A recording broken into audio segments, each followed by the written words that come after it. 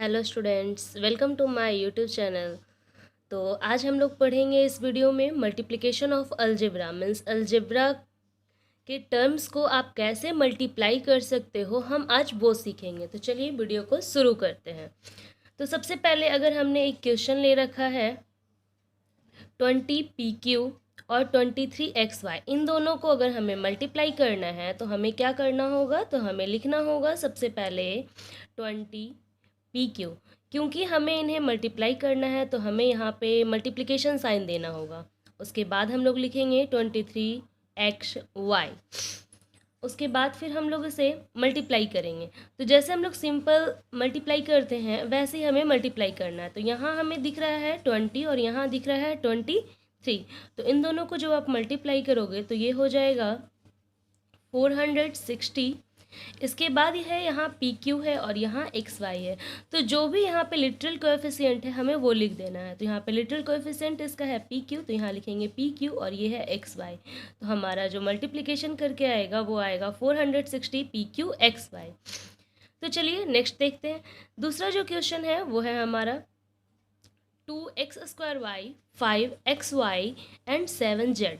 तो अगर हमें इसे मल्टीप्लाई करना हो तो हम जैसे इसे मल्टीप्लाई किए थे सेम वैसे ही हम इसे भी मल्टीप्लाई करेंगे। तो 20x² y into 5xy into 7z।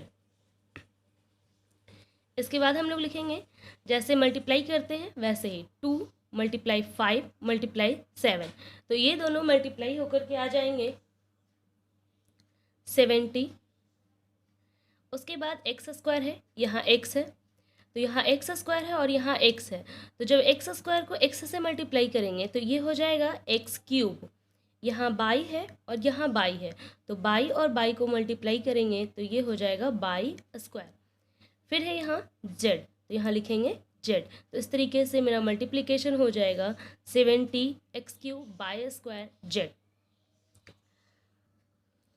तो हमारा दूसरे टाइप का मल्टीप्लिकेशन होता है मल्टीप्लिकेशन ऑफ मोनोमियल्स एंड बायनोमियल्स, यानी कि मोनोमियल को आपको बायनोमियल से मल्टीप्लाई करना है। तो जैसे आपने यहाँ पर देख रखा है एक क्वेश्चन है, यहाँ पर 7x को मल्टीप्लाई करना है हमें 5a + 7b के साथ। तो यहाँ पर आपको क्या करना होगा, आप लिखोगे 7x इंटू 5a + 7b। आप इसे दो तरह से मल्टीप्लाई कर सकते हो, एक तो सिंपल इस तरीके से लिख करके। तो चलिए पहले आप ये देख लीजिए। तो यहाँ अगर हम मल्टीप्लाई करते हैं इसे, तो सबसे पहले आपको करना क्या है कि सबसे पहले आप फर्स्ट टर्म को मल्टीप्लाई करोगे। तो इसे आप इसके साथ मल्टीप्लाई करोगे। तो इसे जब आप इसके साथ मल्टीप्लाई करोगे तो सिंपल आपने जैसे इसे मल्टीप्लाई किया था वैसे आपको इसे भी मल्टीप्लाई करना होगा। तो आप इसे मल्टीप्लाई करके लिखोगे 7x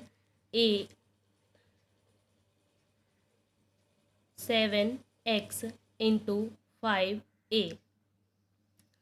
फिर नेक्स्ट जो है आपका, यहाँ पर है आपका प्लस और यहाँ भी है प्लस। तो प्लस और प्लस को मल्टीप्लाई करके आपको यहाँ पर लिखना होगा प्लस।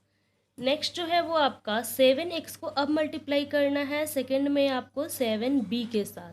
तो जब आप इसे मल्टीप्लाई करोगे तो ये हो जाएगा 7x इंटू 7b। अब जैसे आप सिंपल मल्टीप्लाई करते हो वैसे ही आपको करना है। तो 7 को 5 से मल्टीप्लाई करेंगे तो ये हो जाएगा 35ax प्लस आप इन दोनों को मल्टीप्लाई करोगे तो ये हो जाएगा 49bx। तो ये हो गया हमारा आंसर। नेक्स्ट जो है आप वैसे ही देख लीजिए, एक और क्वेश्चन है। तो नेक्स्ट एक और क्वेश्चन है, तो आप इसे कैसे मल्टीप्लाई करोगे, तो आप इसे मल्टीप्लाई करोगे तो ठीक वैसे ही जैसे हमने इसे लिखा था। तो 5x² y multiply 5pq minus 8xy। तो आप जब वैसे ही इसे मल्टीप्लाई करोगे तो सबसे पहले आप इन दोनों को मल्टीप्लाई करोगे तो ये हो जाएगा 5 को 5 से मल्टीप्लाई करेंगे तो ये हो जाएगा हमारा 25x² बाई PQ। तो यही हो जाएगा x² बाई PQ। उसके बाद यहाँ क्योंकि प्लस है और यहाँ माइनस है तो प्लस इंटू माइनस आपका हो जाएगा यहाँ माइनस। 5 को 8 से मल्टीप्लाई करोगे तो ये हो जाएगा 45। यहाँ एक्स स्क्वायर है और यहाँ एक्स है, तो एक्स स्क्वायर को एक्स से मल्टीप्लाई करेंगे तो ये हो जाएगा एक्स क्यू। यहाँ है बाई और यहाँ भी है बाई, बाई को बाई से मल्टीप्लाई करोगे तो ये हो जाएगा बाई स्क्वायर। तो ये हो जाएगा हमारा आंसर। जो हमारा सेकंड मेथड होता है मल्टीप्लाई करने का मोनोमियल को बायनोमियल से, तो वो हमारा सेकंड मेथड ये होता है कि आप इसे, जैसे आप न्यूमेरिकल वैल्यूज़ को आप मल्टीप्लाई करते हो वैसे ही आप इसे मल्टीप्लाई कर सकते हो। तो उसके लिए आपको लिखना होगा यहाँ पर 5a + 7b और नीचे में आप लिखोगे 7x और यहाँ पे आप दोगे मल्टीप्लाई का साइन। तो यहाँ ये इस तरीके से जैसे आप मल्टीप्लाई करते हो, तो सबसे पहले आप यहाँ पर इन दोनों को मल्टीप्लाई करोगे। तो इन दोनों को जब आप मल्टीप्लाई करोगे तो ये हो जाएगा 35ax। यहाँ पे प्लस है और यहाँ भी प्लस है, तो प्लस इंटू प्लस हो जाएगा यहाँ प्लस, और 7 को 7 से मल्टीप्लाई करोगे ये हो जाएगा 49vx। ठीक है, तो ये हो गया आपका मल्टीप्लिकेशन ऑफ मोनोमियल्स एंड बायनोमियल्स, जिसे आप इस तरीके से मल्टीप्लाई कर सकते हो। नेक्स्ट है आपका मल्टीप्लिकेशन ऑफ बायनोमियल्स, यानी कि बायनोमियल्स को आपको मल्टीप्लाई करना है बायनोमियल्स के साथ। यानी कि यहाँ पे आप देख रहे होंगे कि ये एक बायनोमियल्स है, ये भी बायनोमियल। तो यहाँ पे आपको मल्टीप्लाई करना है कैसे, तो आप जैसे पहले वाले क्वेश्चन में लिखते थे वैसे ही अभी भी आपको लिखना है। तो आपको लिखना क्या है 2a + 3b और यहाँ पे आपको लिखना है 7x + 8y। यहाँ पे आप मल्टीप्लिकेशन साइन दे भी सकते हो और नहीं भी दे सकते हो, क्योंकि यहाँ पर ब्रैकेट है तो इसका मतलब यहाँ पर मल्टीप्लिकेशन है। ओके, आगे बढ़ते हैं। तो यहाँ पे सबसे पहले आप फर्स्ट टर्म को ले लो, उसके बाद फिर आप इसको 7x से मल्टीप्लाई करो, यानी कि इसके फर्स्ट टर्म को आप मल्टीप्लाई करो इसके फर्स्ट टर्म के साथ। तो इन दोनों को जब आप मल्टीप्लाई करोगे तो ये हो जाएगा 2 और 7 को मल्टीप्लाई करोगे तो ये हो जाएगा 14ax। देन आप वापस से फिर आप इस टर्म को ले लोगे और इसको सेकंड वाले के साथ मल्टीप्लाई कर दो, इसको आप सेकंड वाले के साथ मल्टीप्लाई कर दो। तो ये मल्टीप्लाई होकर के आपका आ जाएगा प्लस 2 को 8 से मल्टीप्लाई करोगे तो ये हो जाएगा 16ay। ठीक है, तो आपने देखा कि अब ये किसी के साथ अब मल्टीप्लाई नहीं होगा, क्योंकि ये दोनों के साथ मल्टीप्लाई हो चुका है। अब सेम हमें इसके साथ भी करनी है। ठीक है, सेम इसके साथ आपको करनी है, इसको इसके साथ सबसे पहले मल्टीप्लाई करनी है। तो ये हो जाएगी 21bx। उसके बाद फिर आप सेम वैसा ही करोगे जैसा आप इसमें किए थे, आपको वापस से इसको लेना है और सेकंड वाले टर्म के साथ इसको मल्टीप्लाई कर देना है।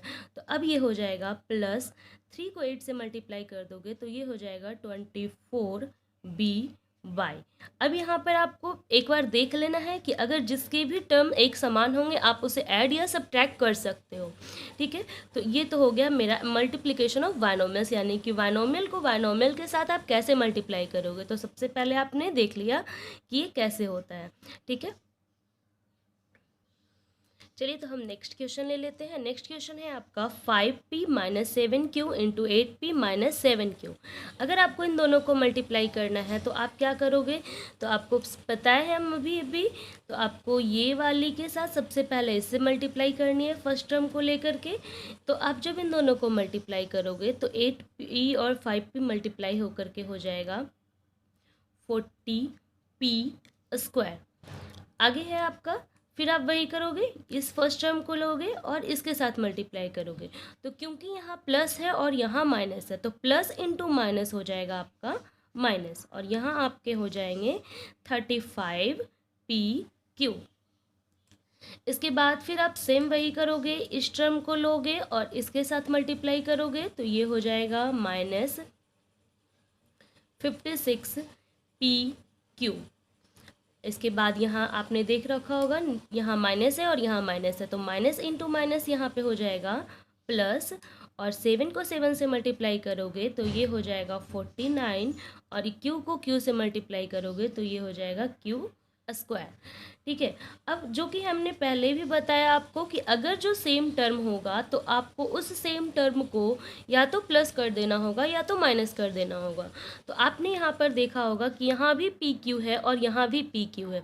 तो आप मेरे प्रीवियस वीडियो में देख सकते हो कि आपको वहाँ पर देखने को मिलेगा कि जब भी किसी का भी लिटरल कोएफिशिएंट समान होता है तभी आप उसको प्लस या माइनस कर सकते हो। तो यहाँ माइनस है और यहाँ भी माइनस है, तो क्योंकि इनका साइन समान है, एक जैसा है, लाइक साइन है, तो इन दोनों को आपको ऐड करना होगा। तो लेकिन इसका जो साइन होगा वो निगेटिव ही रह जाएगा। तो इन दोनों को जब आप ऐड करोगे तो ये हो जाएगा